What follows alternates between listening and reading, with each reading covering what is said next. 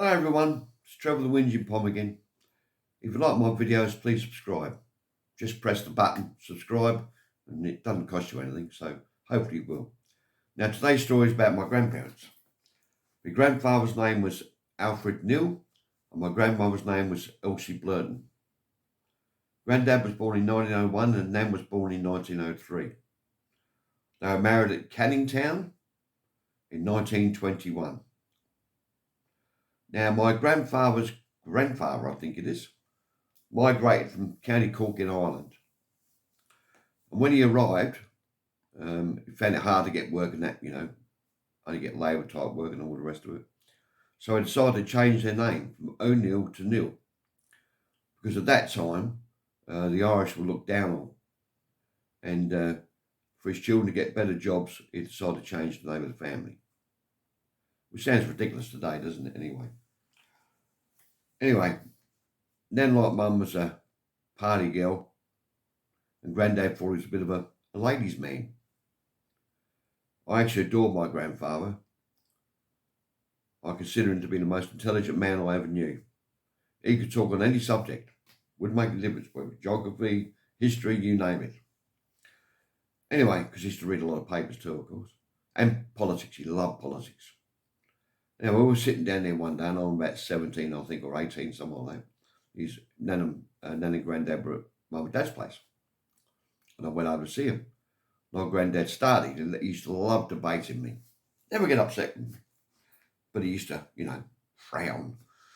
Anyway, he starts. And Dad said, look, we don't want none of that. And I said, it's okay, Dad, it's fine. Anyway, Granddad said, we invented the car. We invented the plane. The train.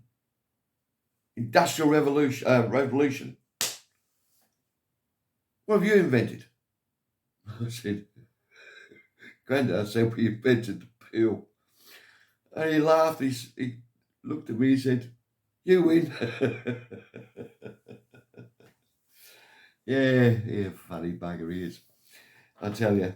Anyway, we used to play cards on Saturday night, so it was Mum and Dad and Nan and Grandad. Anyway, Grandad, Mum and Dad had enough, so it was only me and Nan. She was half sloshed at the time anyway. And I used to carry a little jar of coins, 5s and 10s, so we never paid for much. Anyway, a week before I'd been down to the joke shop. Oh, not joke shop, the magician shop. And I bought this pack of cards. And you flipped it back one way and you'd see normal cards, because it was only about 12 minutes. Flipped it back the other way and it was all aces.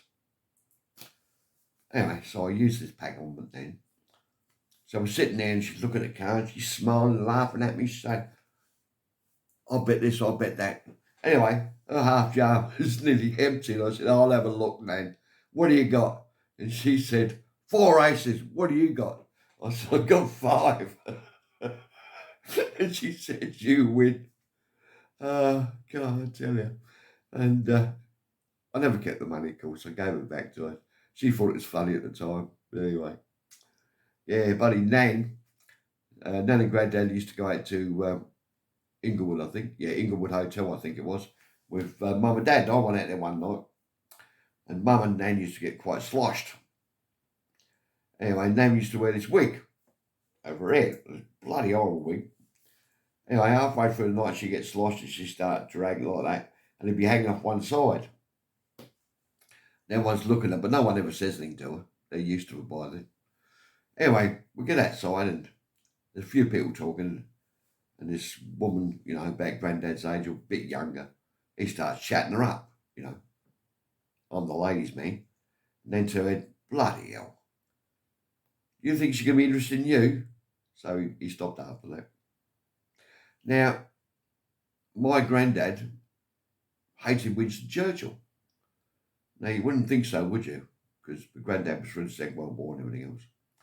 But what happened was, as I said before, my grandfather was a supervisor at the docks. In the early 1950s, they had a massive strike. So Winston Churchill brought in the troops. And of course, the dockers weren't getting paid for anything, no dole or anything else. So they used to try hijack food off the back of trucks. And Winston Churchill gave the order for soldiers to shoot. So that's why my grandfather never liked Winston Churchill.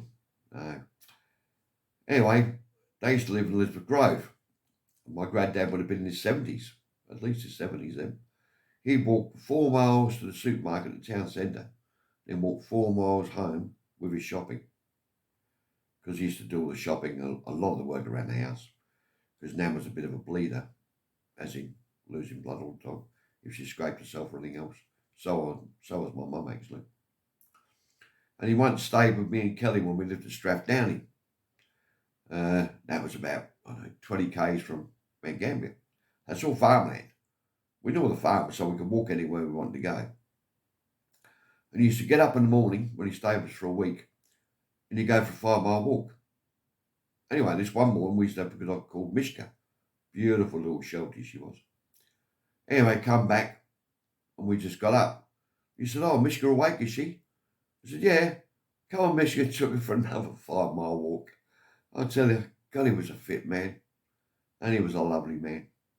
I did love my nan and granddad, but mainly my granddad, I think. I think that's where I get a lot of my personality from. Not his anger, though, mind you. Now, my joke of the week. Now, this is another YouTube one from Ronald Reagan.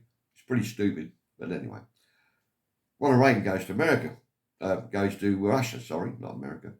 And meets with Gorbachev. And now Gorbachev says, "You want to go for a drive? We'll go down to a waterfall. Beautiful waterfall." Yeah. So Ronald Reagan's got one of his secret security guards with him. And Gorbachev's got one of his.